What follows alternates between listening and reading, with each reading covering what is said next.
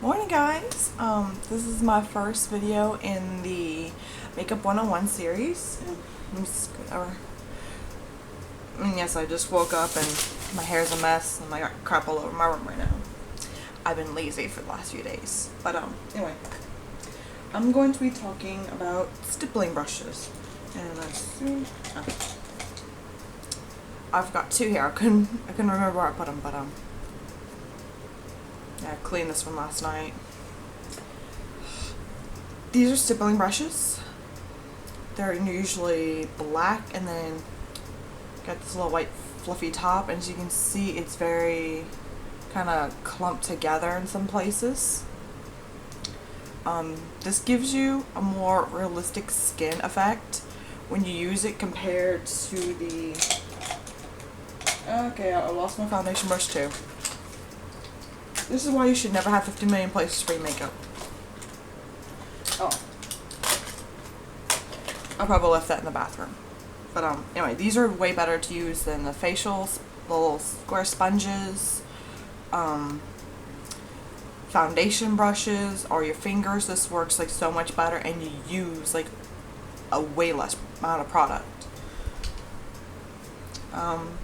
I'm using the Lancome Miracle, and what I normally do, because I use so little of it, I normally just put 1.5 pumps, maybe 2 in the back of my hand, and I also use a facial primer in it. So instead of putting just the facial primer on my face first, I normally put it on the back of my hand, and then I put my foundation over it. Then I use my stippling brush to mix it in, and that, in case you really like to use a lot of makeup, this will help you out so well. You know, it will kind of double the amount of foundation on the back of your hand without you actually having to use more foundation.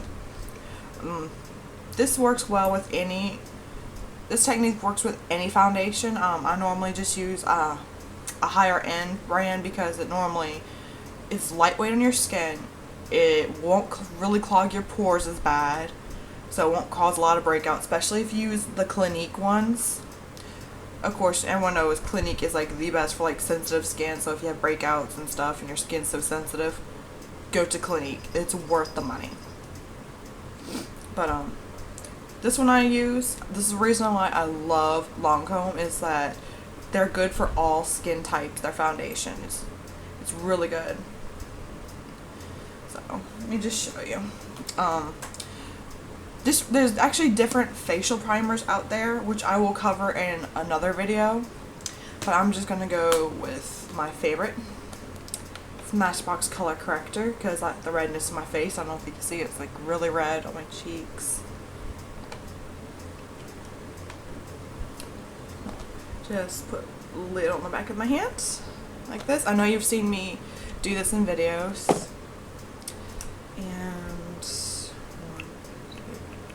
And go.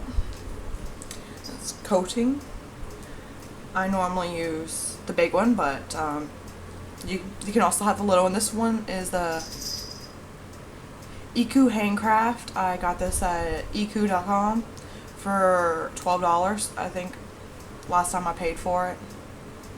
And this one I love to use is the 55N Makeup Forever Professional Stippling Brush. This one I got at Sephora. This is one of the only Makeup Forever ones they have. But as you can see, look at the foundation. I don't know if you can see it real well, but it's just sitting on the top. Let me get my mirror. And what you do is lightly, gently press it into your skin, and you get this kind of little spotted zebra thing going on, or spotted leopard. I'm just gonna do that, then I go in and I start buffing it into my skin. Or you can just continue to press it in your face, but I find this works a little bit better.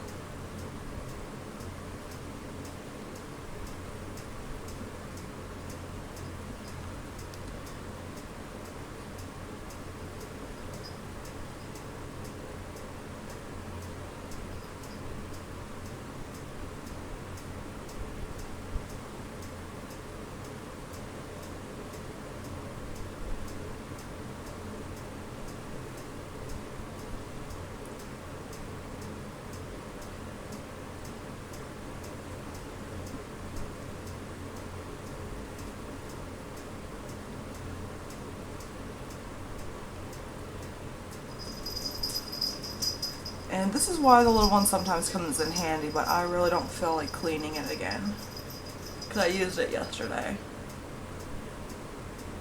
And remember to always clean your facial brushes, even stippling brush, every day if you use it on your face.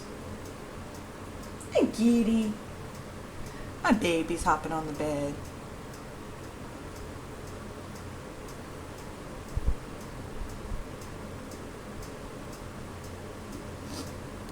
And if any of you guys are worried about that, I will cover proper brush care in a later video, because I have to restock some of the stuff I use. Well, I like to use anyway. Okay, and as you see, it's like fully into my skin. I don't really have to blend it into my neck because it matches my skin tone color. And see, I still have some in the back of my hand. Like, it's a lot. It's kind of like spread out, but it's a lot.